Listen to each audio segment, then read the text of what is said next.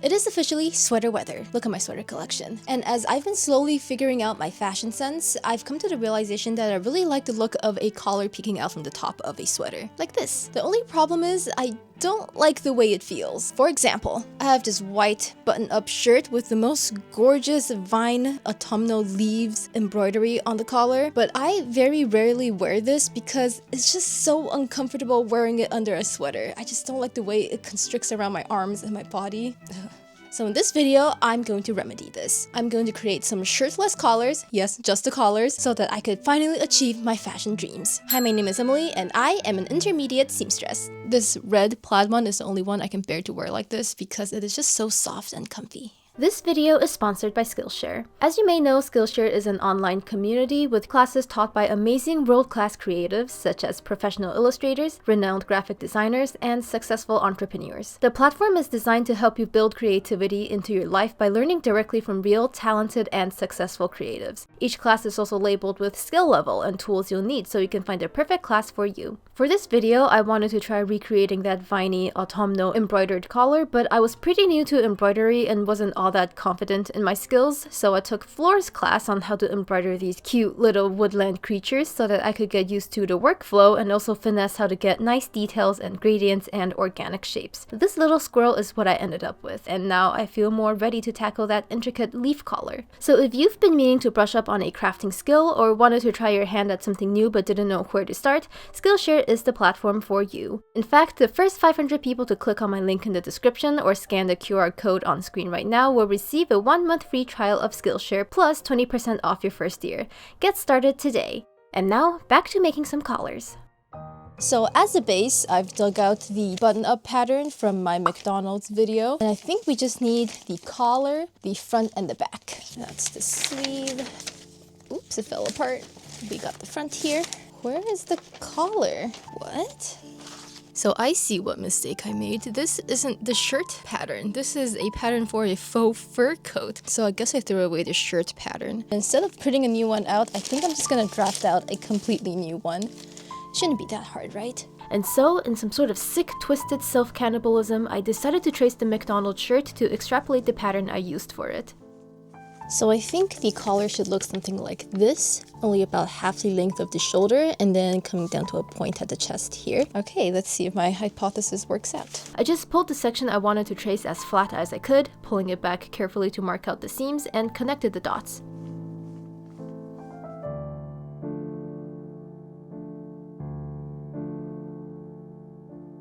I ended up with a collar, a back, and a front. Because the collar will need buttons, I'll need to add a facing to the front piece, but instead of doing the traditional facing, which curves in a little, I decided to just use the front piece itself as the facing. I'm not sure if that will make this front piece too bulky, but hopefully that's something we can figure out once we make the mock-up.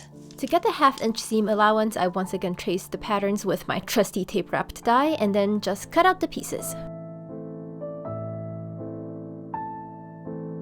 So here we have the pattern pieces. This is unseen on camera, but I procrastinated this project for so long for no reason really, because this pattern making part is super easy to do. I think I was just super tired because I was up till midnight watching that cursed Blue Jays and Dodgers game. I mean, I'm glad to be part of a historic moment, but what the hell? But yeah, now we have all the patterns. I'm gonna go find a piece of fabric to use as a mock-up.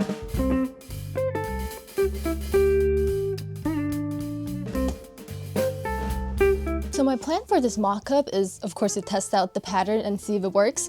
But also, if it works, I kind of just want a mock-up that I can also wear. So I've dug up some prettier fabrics. This one, already eager to be shown, is a beautiful flowery bed sheet. It's got a little house on it. Isn't it just so cottagecore and cute? And then I also have this. I think this is houndstooth. But yeah, this feels like it would be a nice collar fabric. So we can just go ahead and give my patterns a try.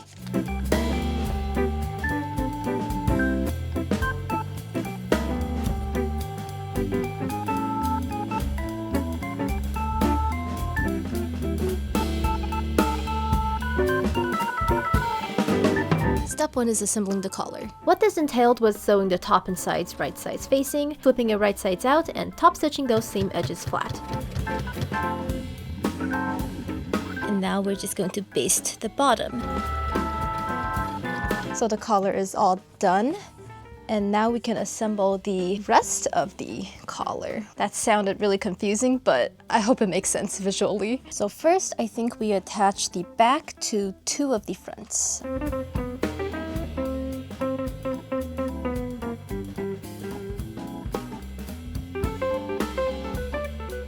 So now I'm going to run a stay stitch all around the neck hole. And then I clip the seam allowance. This makes sewing curved edges much easier. And now we attach the collar to the neck hole. I have to keep in mind which side of the collar is the front because I did decide one side looks better. This side, it's more consistently floral. And when I pin it on, I have to make sure that when it is complete, it'll face outwards. Wrong side of the collar, pinned to the right side of the... I need some names for these pattern pieces because this is getting confusing. You're looking at this, right? Right side up, and then the wrong side of the collar pinned to that part. I hope that makes sense if you're using this as a tutorial. And I did notch where the collar is supposed to meet this lower piece. Unfortunately, my notches are misaligned and very inconsistent. It kinda lines up. It should be okay. With the 2 pieces pinned together, it was time to sew them, well, together. I totally forgot that I need to add interfacing to the front here for the buttons, so I'm gonna go do that before I forget. And so the facings got an interfacing treatment. For the record, the collar also got interfaced on one side, I just didn't show it to you guys. Also, I pressed down the seam allowance on the top edge of the facing, and this will help hide the raw seams along the shoulders. So same as before, I'm going to stay stitch and notch the neck hole portion of this front piece. So we have the lining pinned to the rest of the collar conglomerate with the actual collar piece sandwiched between here. The part that we folded over and ironed here should match up with this stitch line on the other side. Now we sew this together.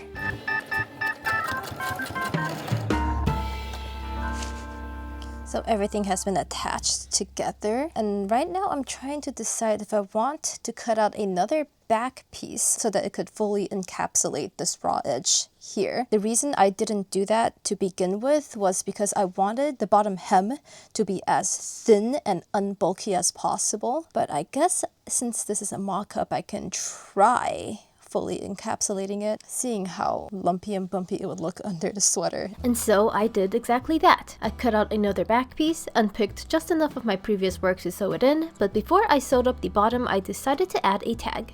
These are just various tags that I've gotten from thrift stores. Let me give you a little tour of them. This little cat one, 100% wool because I love lying. Woven in the British Isles. Handcrafted from the Evan Picon collection. These are my favorites. Handmade for a special little girl, handmade for a special little boy, equality, specially handmade by grandma, and also this adorable cat and sleeping baby. I don't know which one I should use. There is no real significance to doing this. I just like the way it makes the garment look more finished. Maybe one of the grandma ones. Yeah. Isn't it just so sweet and adorable?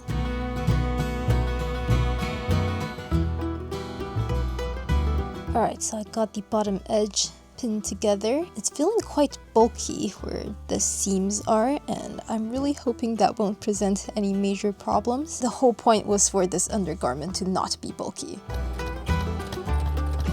Now I'm going to put on some buttons and then we can give it an official try on.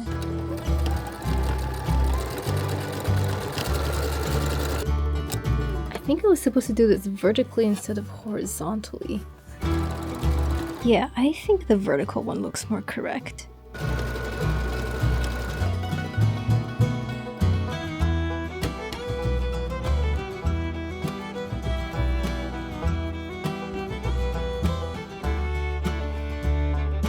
Let's go try this on. So here's how that collar looks under a thin sweater. It's looking pretty cool. I will say the collars themselves are a little far apart than what I was expecting. I would like them to be a lot closer. So I guess in the pattern, I can make the collar a bit longer to accommodate that. Other than that, the bulkiness, I got lucky this time because this is a pretty thin fabric. So the bulk hardly shows through this thin sweater. But for something thicker like this is quite thick. Not sure if you can tell. I'm trying to make make a collar in this method with this fabric would be pretty uncomfortable, I think. The bottom of the button area here, it crisscrosses a little because I always forget to accommodate for the fact the button part has to overlap, so I gotta reflect this in the pattern as well, just make the bottom flat. The contour of the collar sits pretty well on my shoulders, so I don't think much needs to change there. Alright, moving on to version number 2.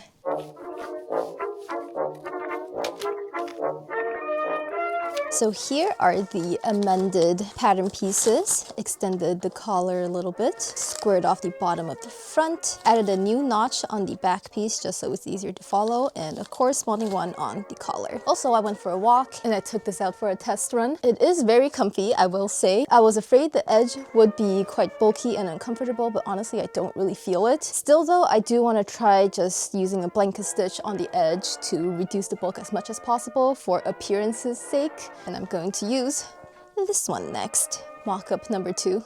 Mock-up.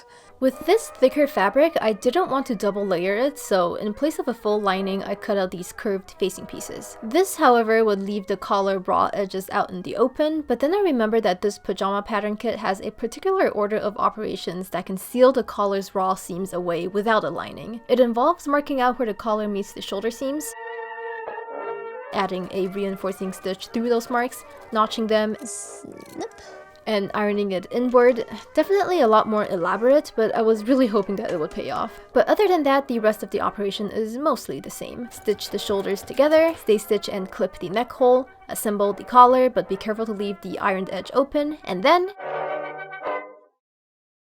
for the new facings, I finished the curved edge with a blanket stitch because I don't have a serger, and ironed down the top edge's seam allowance, same as before. Again, this folded edge should line up with the shoulder seam, and this time also line up with the end of the gap in the collar. It's a lot of precise, annoying alignments that I didn't get totally right this time, but it was an easy fix, thankfully. I forgot to attach interfacing to the lining.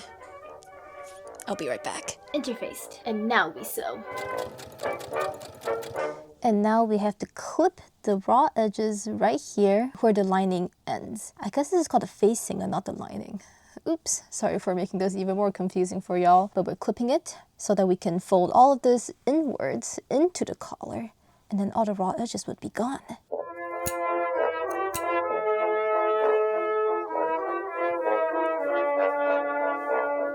And then I think we just hand sew all of these raw edges down. So that's of course the collar edge here, and these shoulder edges on the facing.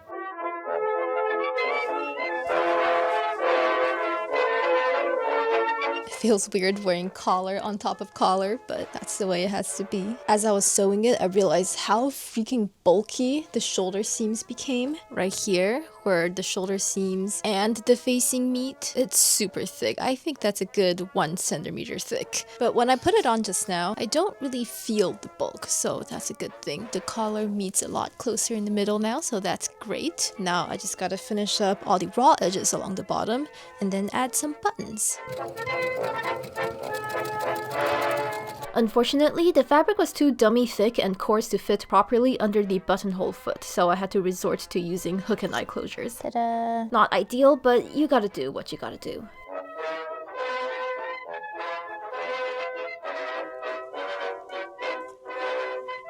So I did manage to get a real buttonhole down here because there wasn't this really hard, thick ledge blocking the machine from gliding around the fabric easily. The top here, you can see the edge of the clasp sticking out here, which is obviously not ideal, but since this is mostly going to be hidden under the sweater anyway, I think it'll be fine, as long as it closes up, right? Alright, let's go try this on. Here's how the collar looks with a sweater on. I will say, however, that this fabric is extremely scratchy and itchy against bare skin. Probably not an ideal type of fabric to be using for a project like this, especially considering how thick it was. It was very difficult to work with. And then finally, it was time for the real deal. An attempt to recreate the fancy, leafy, viney collar. But before then, I just wanted you to know that I'm trying out holiday merch for the first time.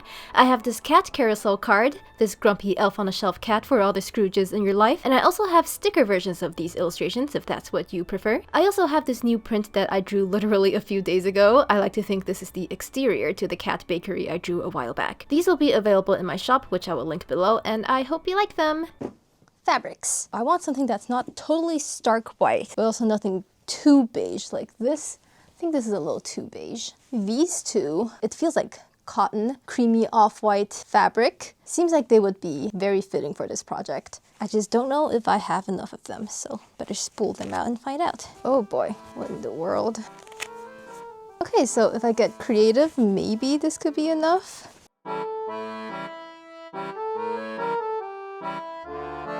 Seems like we should have just enough for every single piece we need. And that is including 2 of the collar pieces. So as long as we don't mess up, we should be able to do it. The thing I have to remember is that I want to embroider on the collar. I'm trying to figure out if I should do that before I cut out the pieces or after. I do have this teeny embroidery hoop. It makes me think that I can do the embroidery after I cut out the pieces. Otherwise, I do have this one with the little squirrel still in it. Maybe this will work even better. Either way, I'm gonna cut all the pieces out.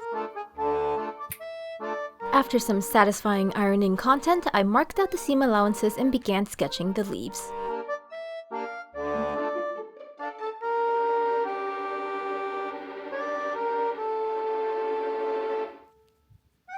I'm gonna start with this first because this purple pen has a tendency to disappear after a while, and I don't want to spend all the time drawing the rest of the vines only for it to vanish. Alright, let's grab our embroidery thread. The camera is about to run out of battery, so let's see how much I can film before it dies completely.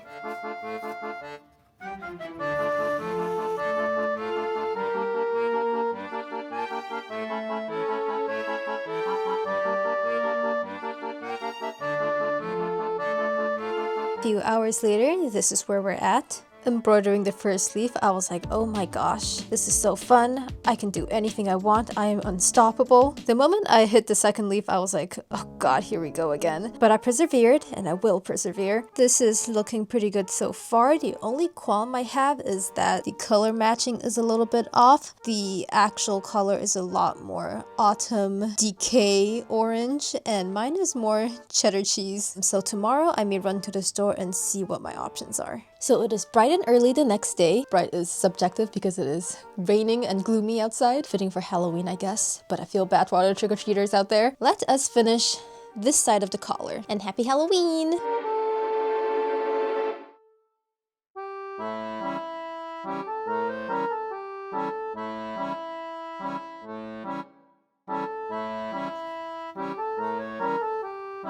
So I was thinking that something felt wrong, and I realized I forgot the freaking hoop. A lot of Canadians out there, fellow Canadians I should say, have you ever struggled with drawing the maple leaf on our flag? So imagine doing that about 1,000 times with thread. That's basically what I'm going through right now. Okay, but for real though, how do you draw a nice maple leaf? Every time I do it, it just looks really catawampus and ugly. If you have any secrets, please tell me. Anyway, I didn't manage to find any burnt orange thread, so I stuck with my bright orange and yellow. This embroidery process took forever, but once you get into the zone, you kind of forget to be frustrated with how many things you have to embroider, and the excitement of finishing the project takes over. It's a very slow, gradual process though. I think we're finally done. I think it's about 3 or 4 hours later now. Let's take it out of the hoop and see how it looks. That looks cool. I hope I didn't embroider way too close to the seam allowance here. Cutting it a little close. And now, the worst part, I have to mirror this design 1 for 1 on the other side. Have I been procrastinating a little? Maybe. I cleaned up my embroidery box. I was looking up reference pictures for other embroidered collars I could potentially do in the future. Since the design is very autumn over the garden wall-esque, I was seeing if there's any elements I could take from the show that would look good, and I came across this little background plate, and I really like this little church here, so I mocked up this design. On the other side, there would be a little chapel/church thing, and then I wouldn't have to do as many leaves, and I also wouldn't have to worry too much about complete symmetry. Something like this. Alrighty, so I decided to give it a go. Look at it. It's so cute, my little chapel. And also, good news, I finally finished watching Andor Season 2. Next, I just have to fill in the rest of the side of the collar with more leaves, which I'll do tomorrow because I think I'm all embroidered out today. But since it was Halloween, let me tell you some Halloween-y things I did. I went to a pumpkin carving contest. This was my pumpkin, which won, by the way. And then I went to a party where the mayor got soaked from the rain, so he truly became a soggy bun. And we watched baseball and talked and partied and karaoke'd for hours. The next day, it was back to embroidering, this time with the added challenge of making it as symmetrical to the other side as possible.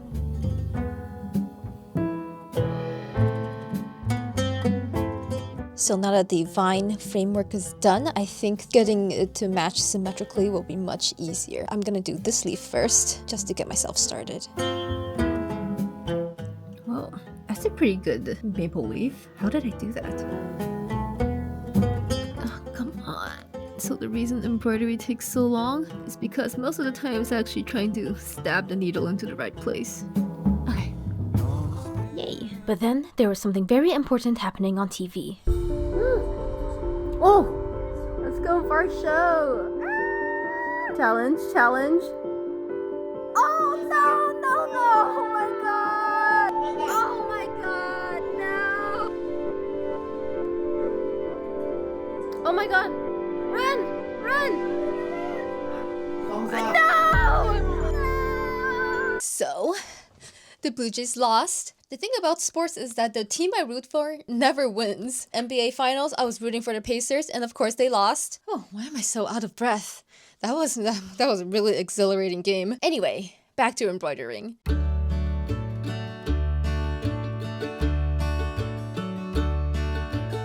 It is the next day and I'm finally finished embroidering all the leaves. Now, how many leaves did I actually end up saving time on? One single leaf. The dangerous thing is I realized I'm getting a little too close to the seam allowance on this side. So when I'm sewing the two collar pieces together, I do have to be very careful about not obscuring any of my embroidery work. Oh my gosh, what? It looks like the iron amplified this purple marker. I didn't know it could do that. I rubbed some water over it and it seems to have vanished, thank goodness. And now, finally, we are in the home stretch. First, I assembled the collar, being very careful to keep the border around both sides of the embroidery equal. The margins are looking great. I think we can continue. And then it was sewing, sewing, buttons, sewing. And then, at long last, we are ready for the final reveal.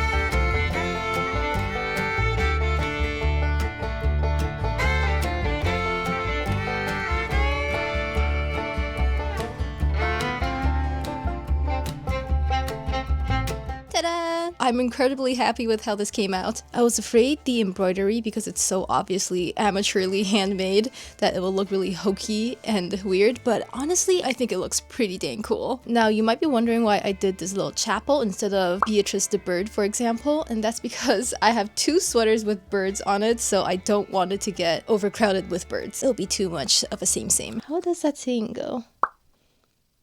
Now that I have this base pattern to work off of, in the future, I can make so many different kinds of collars, different shapes. I would love to have a scalloped collar at some point, and I have so many pattern fabrics that I don't know what to do with that I could make into collars as well. But because this embroidery took so much time, I'm not going to be able to do all of it in this video, but perhaps in the future, part 2. I would like to share this pattern that I made with you guys, but I want to figure out one that's less finicky because the way I was encapsulating the raw edges of the back of the collar was super duper annoying to do. It was just not a very enjoyable process to do. I really want to be able to figure out an easier and preferably faster pattern to do, because tell me why these collars took me so long to make. Why? I don't want to end this video on a complaining note, so I'm just gonna say I really love how everything came out. I'm really glad my embroidery skills came through, as amateur as they were. Thank you so much for watching, and I'll see you guys next time.